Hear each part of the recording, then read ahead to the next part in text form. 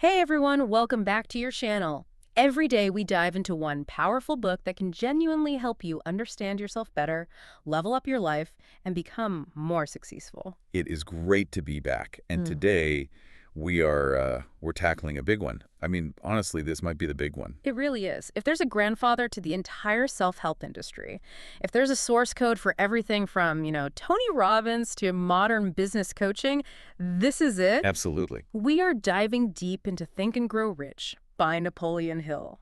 But before anyone rolls their eyes thinking they know this book, we need to clarify something really important. Yes, We aren't looking at the watered-down version you might grab at an airport. exactly.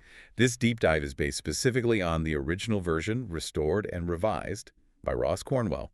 And that distinction is huge because since the 1960s, a lot of editions, well, they scrubbed the text. They took stuff out. Oh yeah, they took out the controversial stuff, the more spiritual elements, the gritty context, Mhm. all to make it more mass market friendly. This version puts the teeth back in. And the context here is just wild. This wasn't written during some tech boom. Hill wrote this during the Great Depression. Right in the middle of it. The world was literally falling apart financially. Breadlines were around the block, and here's this guy saying, actually, there's a formula for wealth. I mean, that's audacious. It's remarkable. Yeah. And the mission of this deep dive is to see if that formula actually holds up. We're going to unpack the secret to wealth that Andrew Carnegie, who was, the richest man in the world at the time, casually tossed into Napoleon Hill's mind. And Carnegie was a bit of a trickster with this, right? He didn't just hand Hill a check or something. No, not at all. He basically gave a young, broke reporter a challenge. Spend the next 20 years analyzing the richest people on Earth. We're talking Edison, Ford, Bell, and figure out the common denominator. So let's cut through all the noise. What is the core philosophy here? Because the title is Think and Grow Rich, not, work 80 hours a week and grow rich. And that brings us to the central premise, which is so often misunderstood. Whatever the mind can conceive and believe, it can achieve. Okay. Now, before you dismiss that as just like a bumper sticker, you have to understand that Hill is arguing that thoughts are actual things. Things, like physical things. He treats thought as a form of energy, like electricity. When you mix a thought with a definite purpose and persistence, it translates into physical reality. Okay, but I have to play devil's advocate here for a second. Go for it. I think about winning the lottery all the time. I can conceive it. I can almost believe it.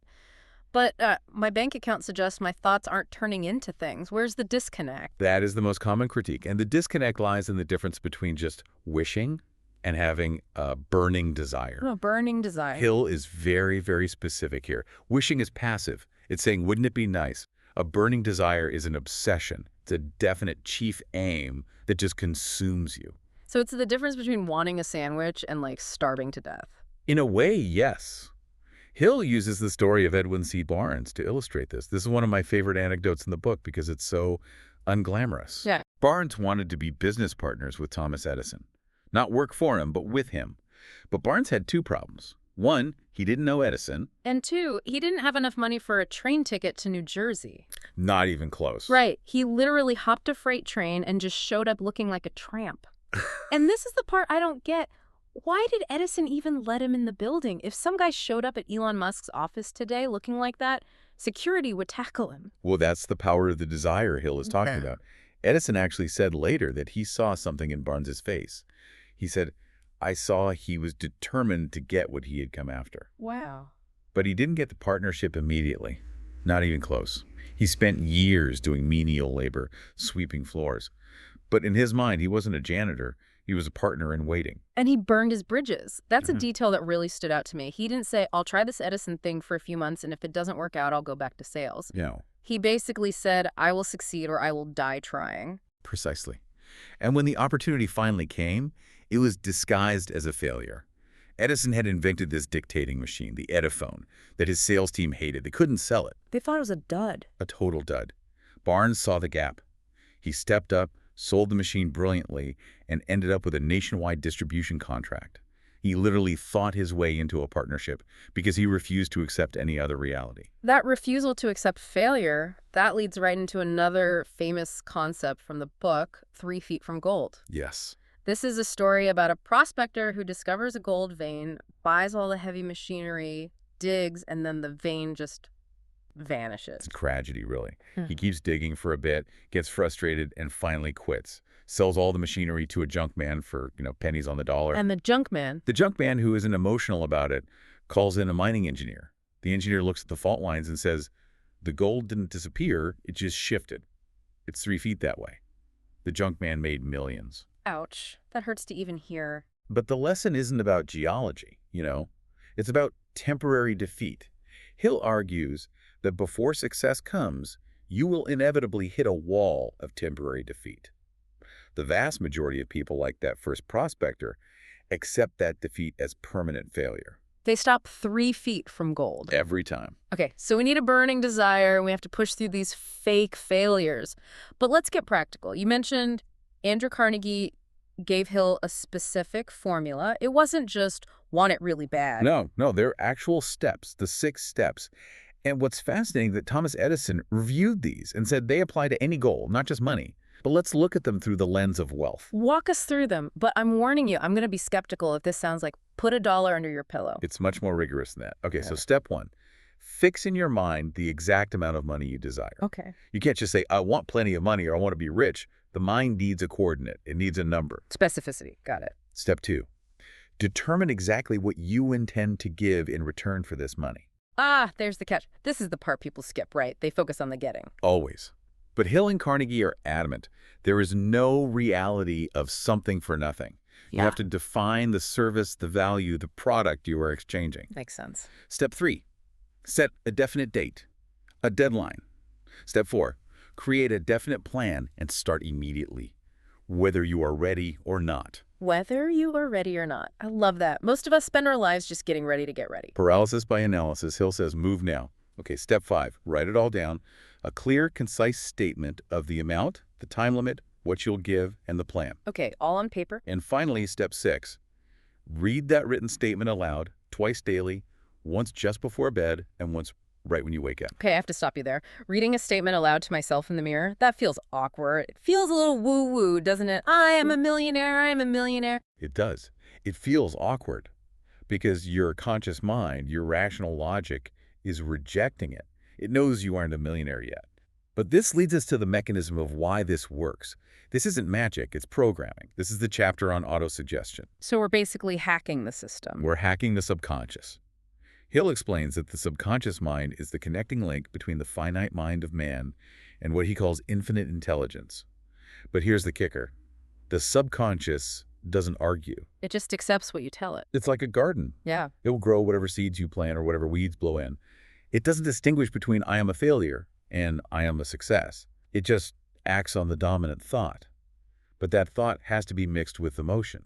The emotion part is key, right? I can't just mumble the words like I'm reading a grocery list. Correct. You have to feel yourself already in possession of the money. That emotional charge is the catalyst. It convinces the subconscious that this is real, and the subconscious then works to make your behavior align with that new reality. Now, speaking of things that sound a little crazy, we have to talk about Napoleon Hill's imaginary council. When I read this part in the source material, I honestly wondered if Hill was hallucinating. It is definitely the most out there part of the book, but also maybe one of the most brilliant if you look at it psychologically. Break it down for us. He had imaginary meetings. Every night. He would visualize himself sitting in a boardroom with 9 men from history: Emerson, Paine, Edison, Darwin, Lincoln, Burbank, Napoleon, Ford, and Carnegie. He wouldn't just imagine them sitting there, he would run the meeting. So he's just sitting in the dark pretending to talk to Abraham Lincoln. Yes. But look at the intent. He was doing this to rebuild his own character. He would address them individually. He'd say to Lincoln, I desire to build into my own character your keen sense of justice and your untiring patience. He'd ask Edison for his faith and his capacity for unremitting hard work. So in modern terms, this is basically an extreme form of visualization or like modeling. He was constructing a board of directors for his own personality. Exactly. And he'd get it so intensely that he said they started to feel real. He mentions at one point, Lincoln was late to the imaginary meeting and walked in with a heavy stride. It's wild. It sounds like a hallucination, but Hill was just using autosuggestion to absorb the traits he admired. He was role-playing greatness until it became his natural reflex. It's fake it till you make it, but on this profound internal level. And the goal of all of this, the 6 steps, the autosuggestion, the weird imaginary meetings, is to generate one thing: faith. Right. And in this book, Faith is not religious. Hill defines faith as a state of mind that's induced by autosuggestion. It's the eternal elixir. It's the only known antidote for failure. So if you can truly convince your subconscious that you will succeed. You enter a state of faith where fear just no longer exists. But even with all that internal work, Hill makes a very strong point that you can't do it alone. You can't just sit in your room and visualize yourself rich. You need people. This is the mastermind principle. And I know mastermind is a buzzword now for any old group coaching call, but Hill's definition is very, very specific. How so? He defines it as the coordination of knowledge and effort in a spirit of harmony between two or more people for the attainment of a definite purpose. He argues that 1 + 1 = 3. The third mind. Yes, he says no two minds ever come together without creating a third, invisible, intangible force, which may be likened to a third mind, like a psychic battery. This makes sense when you look at how successful people cluster. Henry Ford is a great example from the book. The guy wasn't a scholar. He was actually sued by a newspaper for being ignorant because he didn't know basic history facts. That's a famous story. Ford famously said, "Why should I clutter my mind with general knowledge when I have a row of electric push buttons on my desk?" Right? He could summon experts to answer any question he had. Ford's genius wasn't knowing everything. It was organizing a mastermind group, people like Edison, Firestone, Burbank, who supplied the specialized knowledge he lacked. You don't need to be the smartest person in the room. You just need to build the right room. Exactly. And the source material includes modern examples, too, like Ann McNeil's Mastermind Women's Group. They've used this principle for over a decade to hold each other accountable for family, financial, and health goals. It's all about accountability and that shared energy. So, okay, we have the desire, the plan, the autosuggestion, and the group. Why isn't everyone rich? What creates the friction? Well, aside from just plain laziness, the biggest barrier is fear. Hill identifies what he calls the 6 ghosts of fear that haunt us. These are the invisible barriers. Let's run through them. There's the fear of poverty, of criticism, of ill health, fear of loss of love. The fear of old age and the fear of death. The fear of criticism, it hits home for a lot of people, I think. That's that little voice saying, what will my friends think if I start this business? Or what if I fail and look stupid? Oh, criticism is deadly. It stops people before they even start. But the fear of poverty is usually the most dominant. It's that paralyzing state of mind that just prevents you from taking a risk. And the book has a tool for that, right? It does. A self-analysis questionnaire, 28 questions, to help you identify which of these ghosts are hiding in your closet. You have to drag them out into the light to deal with them. And once you conquer that fear, you need persistence. This sounds boring, but Hill's research on 25,000 people showed that a lack of persistence was the #1 cause of failure. It's the 3 feet from gold problem all over again. Persistence is the sustained effort necessary to induce faith. There's a great story about Ken Norton, the heavyweight champion, in this context. Yeah. Ken Norton was preparing to fight Muhammad Ali. Now, on paper, Norton was a green fighter.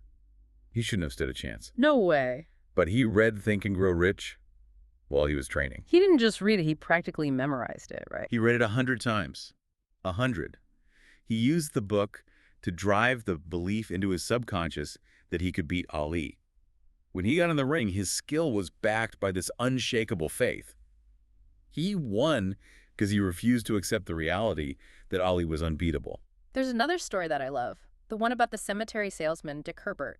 It's such a weird profession to base a success story on. Talk about starting from the absolute bottom. He was broke, living in a basement, selling cemetery plots door to door in Miami, and he was trying to sell them to temporary residents who didn't even want to be buried in Florida. That is a hard sell. Yeah. Hey, you're on vacation, want to buy a grave?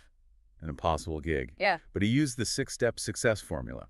He said the book gave him a crutch to lean on when the doors were slamming in his face.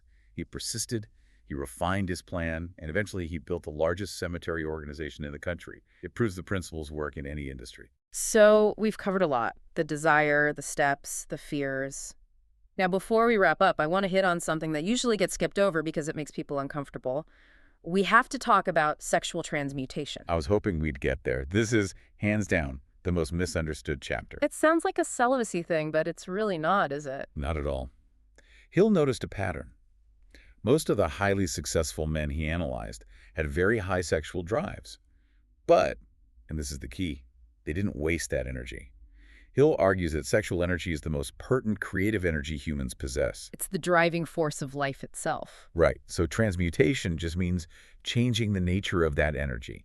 Instead of only seeking physical expression, these successful figures took that intense drive and redirected it, channeled it into their business, their art, their profession. So it's about leverage, that restlessness, that aggression, that desire. Instead of letting it dissipate, you channel it into your definite chief aim. Exactly. Hill warns that if you can't control and direct this energy, it becomes destructive. But if you can harness it, it becomes the jet fuel for your ambition. It gives you a kind of magnetism and a persistence that low-energy people just don't have. That is a massive concept to chew on.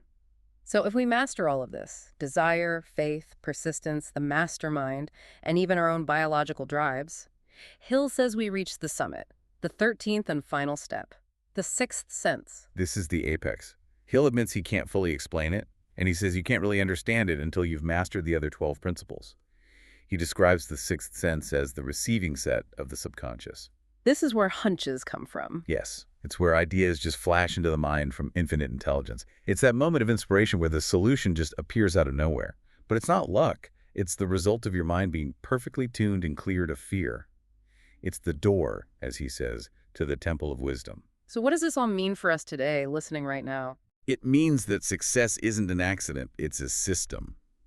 Hill is telling us that we have absolute control over our own minds, and because thoughts are things, we have control over our reality. But it requires work. He says it explicitly. Oh. This is not a novel to be read once, it's a textbook. You have to study it. You have to actually write the statement, stand in front of the mirror, find your mastermind group, do the work. And you have to start now. Remember the prompt from the book. Success requires no apologies. Failure permits no alibis. That is tough love, but necessary. Failure permits no alibis. I love that. Well, that's it for today's deep dive into the restored edition of Think and Grow Rich. Go find your burning desire, and we'll see you next time. See you next time.